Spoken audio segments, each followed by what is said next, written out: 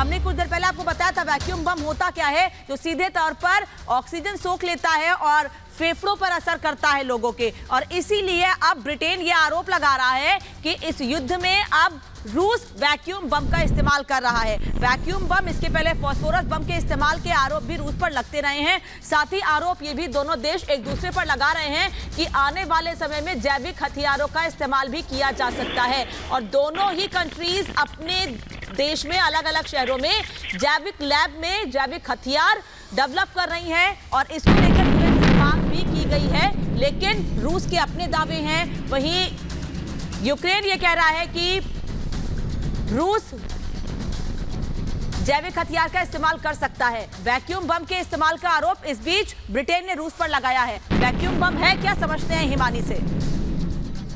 बिल्कुल, तो अनामिका आपको बता रही थी वैक्यूम बम के बारे में। अब आइए, वैक्यूम बम है क्या दरअसल, हम इसको विस्तार से आपको सिलसिलेवार तरीके से बताते हैं। दुनिया का सबसे घातक बम जो है, फादर ऑफ ऑल बम आप इसे कह सकते हैं, वो दरअसल ये वैक्यूम बम होता है।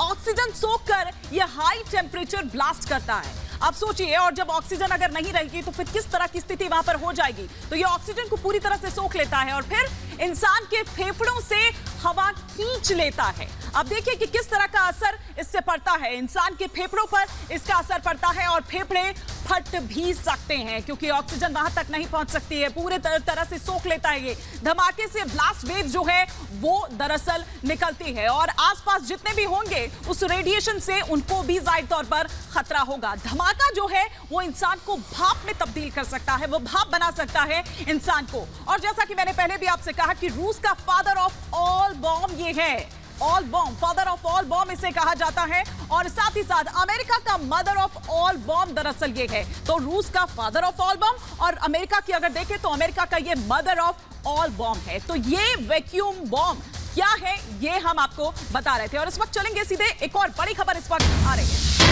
बड़ी खबर आपको बता दें, जहां पर नाटो कर रहा नॉर्वे में युद्ध अभ्यास का वीडियो भी सामने आया। तो देखिए, लगातार युद्ध अभ्यास किया जा रहा है।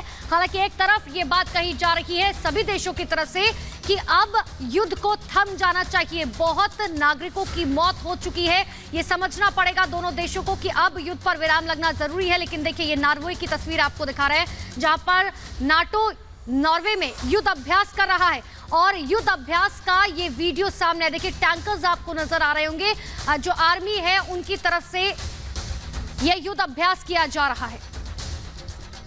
बिल्कुल, एक तरफ युद्धाभ्यास की तस्वीरें आप लगातार देख रहे हैं। नाटो देश भी इस वक्त पूरी तरीके से सतर्क हो चुके हैं, लेकिन तबाही का मंजर जहां देखा जा रहा है वो है यूक्रेन। यूक्रेन के कई शहर तबाह हो गए और रूस लगातार नई तस्वीरें, नए वीडियोस के जरिए ये बता रहा है कि कैसे उसने यूक्रेन को इस वक्त खोखला कर दिया है। देखिए 1 मिनट की रिपोर्ट के जरिए। यूक्रेन में भारी तबाही की तस्दीक करती ये तस्वीरें रूसी सेना की ओर से जारी की गई है। रूसी रक्षा मंत्रालय की ओर से जारी किए गए इस वीडियो में यूक्रेन के अलग अलग जगहों पर हुए हमले और उससे होने वाले नुकसान को दिखाया गया है। इस वीडियो के हवाले से रूस का दावा है कि रूसी सैनिकों ने हाइपरसोनिक मिसाइलों से यूक्रेन के इवानो फ्रैंकिव्स्क में बड़ा हमला किया। रूसी सेना का ये हमला यूक्रेन के गोला बारूद डिपो पर हुआ, जिसमें यूक्रेनी सेना का भूमिगत डिपो पूरी तरह तबाह हो गया है।